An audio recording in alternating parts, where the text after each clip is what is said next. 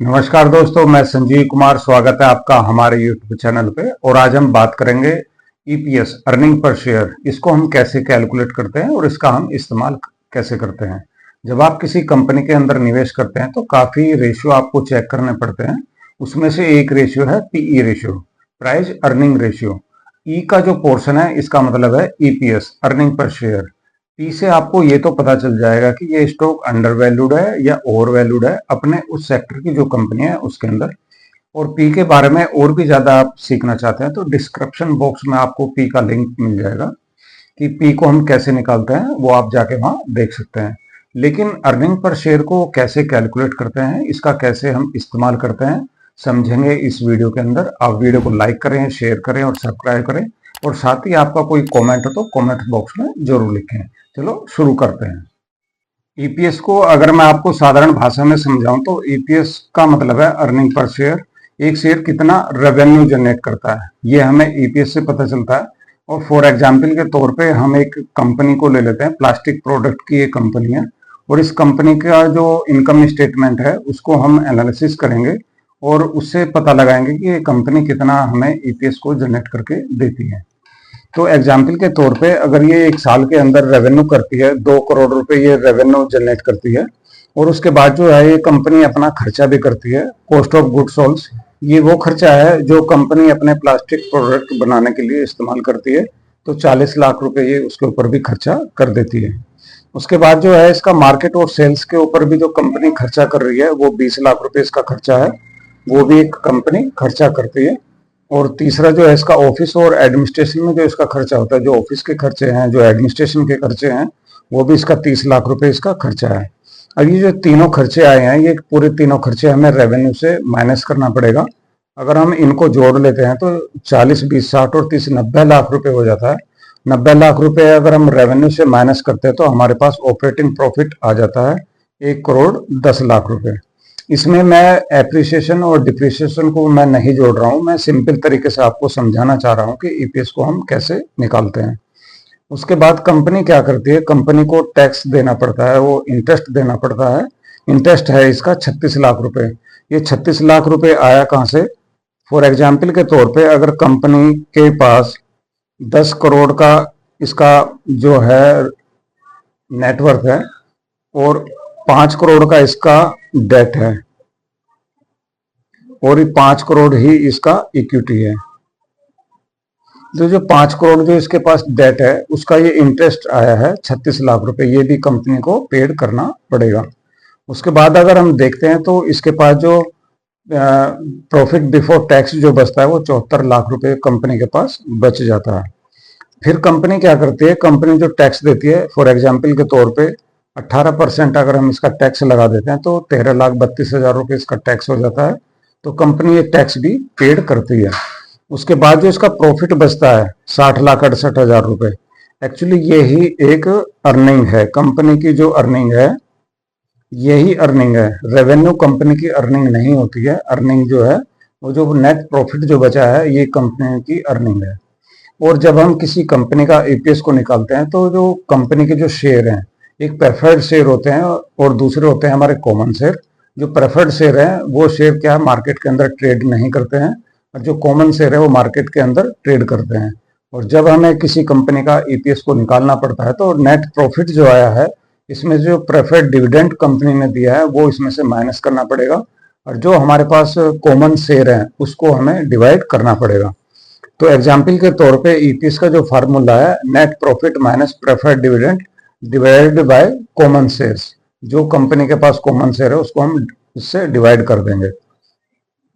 तो जो कंपनी का जो नेट प्रॉफिट है 60,68,000 रुपए, और इसमें से हम माइनस कर देते हैं 10,68,000 रुपए जो कंपनी ने प्रेफर्ड डिविडेंड दे दिया है। और इसमें से माइनस करने के बाद जो इसके पास बचता है वो 50 लाख रुपए कंपनी के पास बच जाते हैं। और 50 लाख को जो कॉमन शेयर है उससे हम ये डिवाइड करेंगे। तो डिवाइड करेंगे तो कंपनी का निकल ईपीएस निकल के आएगा। तो इसका ईपीएस निकल के आ जाएगा 10 का, यानी कि ये कंपनी जो है वो 10 का ईपीएस जनरेट कर रही है।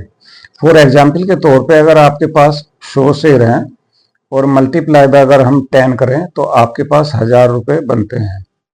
तो ये कंपनी क्या करेगी, कंपनी या तो 1000 रुपये आपको या तो डिविडेंड दे देगी, या फिर कंपनी क्या करेगी, ग्रोथ में पैसा लगा देगी। तो कंपनी ये सोचती है कि या तो मैं आगे फ्यूचर के लिए कंपनी ग्रोथ करे तो ग्रोथ में पैसा लगाएगी, और या फिर कंपनी ये सोचती है कि मैं थोड़ा कुछ ग्रोथ में पैसा लगाऊं और कुछ मैं कंपनी अपने जो शेयर धारक हैं उसको मैं कुछ डिविडेंड देती, तो कंपनी थोड़ा बहुत उसको डिविडेंड भी दे देती है। अगर आपके पास 100 शेयर हैं और एक शेयर की जो प्राइस चल रहा है, मान के लेके चलते हैं 150 का प्राइस है, तो आपने जो इसमें निवेश किया है वो आपने 15,000 रुपये इसके अंदर निवेश किए हैं, यानी कि 15,000 के ऊपर आपको 1000 रुपये मिल रहे हैं, तो ये कोई गलत नहीं है। तो कंपनी को ये देखना पड़ता है, और जो जो इन्वेस्टर हैं वो ये देखते हैं कि ये कितना गुना है इससे, उसको निकालने के लिए हमें पी निकालना पड़ेगा। और पी के लिए मैंने काफ़ी वीडियो बनाई हुई है, आपको डिस्क्रिप्शन बॉक्स में लिंक मिल जाएगा, आप वहाँ जाके चेक कर सकते हैं कि एक कंपनी का पी को हम कैसे निकालते हैं। लेकिन फॉर एग्जाम्पल के तौर पे हम इसी को ले लेते हैं। इसका जो ईपीएस है वो ईपीएस इसका 10 का आया है, और जो प्राइस चल रहा है शेयर का वो चल रहा है 150 का। और जो हम इसका अगर हम पी निकालते हैं तो इससे हमें 150 को 10 से डिवाइड करना पड़ेगा, तो इसका जो पी निकल के आएगा वो 15 का आएगा।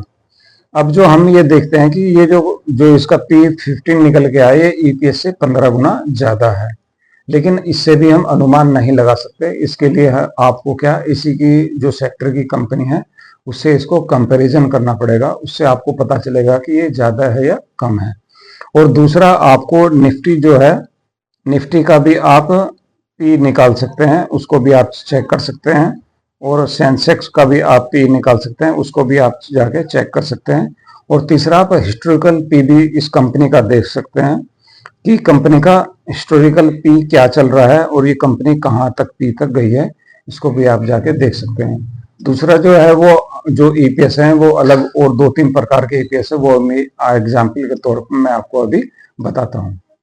अभी मैं आपको इन ईपीएस के बारे में बताना चाहूंगा। जो ट्रोलिंग ईपीएस होता है, ये लास्ट जो ईयर फाइनेंशियल ईयर होता है उसकी अर्निंग का हमें पता चलता है कि इसने जो पिछला साल जो है उसमें कितनी अर्निंग की है। जो इसका जो पीरियड होता है, जो इसका टाइमलाइन होती है, वो इसकी 1 अप्रैल से लेके 1 अप्रैल 24 से लेके और ये 31 मार्च 25 के बीच में जो इसका ईपीएस निकल गया वो आपका ट्रोलिंग ईपीएस होगा। इससे आप जाके चेक कर सकते हैं कि ये कंपनी पिछले साल जो इसने कितनी अर्निंग की है।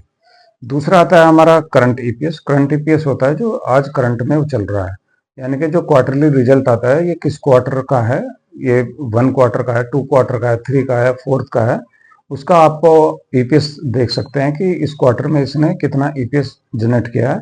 फॉर एग्जाम्पल के तौर पे इसका जो पीरियड आपको देखने को मिलेगा वो आपको 1 जनवरी 25 से लेके 31 मार्च 25 तक, इसके बीच में जो ईपीएस आएगा वो आपका करंट ईपीएस होगा। और तीसरा आता है हमारा फॉरवर्ड ईपीएस। फॉरवर्ड ईपीएस होता है earning estimate for the future year, यानी कि फ्यूचर में ये कंपनी कितना आगे जाके फ्यूचर में ग्रोथ कर पाएगी, ये हम एज्यूम करते हैं, तो उससे हम फॉरवर्ड ईपीएस को हम निकालते हैं। तो ये एफवाई आपको 25 से 26 के बीच में जो आप ईपीएस निकालेंगे वो आपका फॉरवर्ड ईपीएस होगा। इसको हम एक एग्जाम्पल के तौर पे देख लेते हैं कि कंपनी ए है जिसका जो ईपीएस, वही हमारा पुराना एग्जाम्पल जिसका ईपीएस हमारा 10 का है और जो प्राइस चल रहा है, प्राइस इसका 150। अगर इसका मैं पी निकालता हूँ, इसका पी निकालता हूँ तो पी आता है इसका 15, यानी कि इस कंपनी का जो है, ए कंपनी है, ये भी 15 के पी पे ट्रेड कर रही है और ये ईपीएस से 15 गुना भी ज़्यादा है। और बी को अगर मैं देखता हूँ तो इसका ईपीएस 15 का है और जो प्राइस चल रहा है वो 300 का है।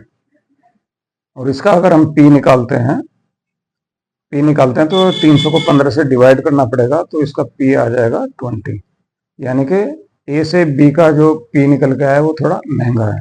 अगर हम सेक्टर का पी देखते हैं तो सेक्टर का पी 18 है, 18 से बी महंगी है, यानी कि ये एक्सपेंसिव है। और जो हम ए को देखते हैं सेक्टर के पी से, तो ये थोड़ा चीप है, ये सस्ती है, यानी कि हम क्या इसको खरीद सकते हैं?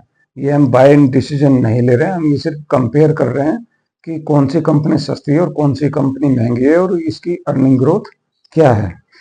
कंपनी खरीदने के लिए हमें और भी पैरामीटर्स और भी रेशियो देखने पड़ते हैं, उसको हम आगे जाके वीडियो में लेंगे।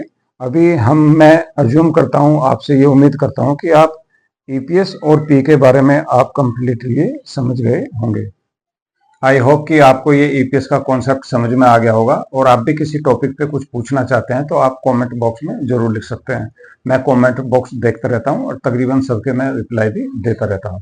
बस वीडियो को यहीं तक रखते हैं। वीडियो आपको अच्छी लगे तो वीडियो को लाइक करें, शेयर करें और सब्सक्राइब करें, और साथ ही आपका कोई कमेंट्स हो तो कमेंट्स बॉक्स में जरूर लिखें।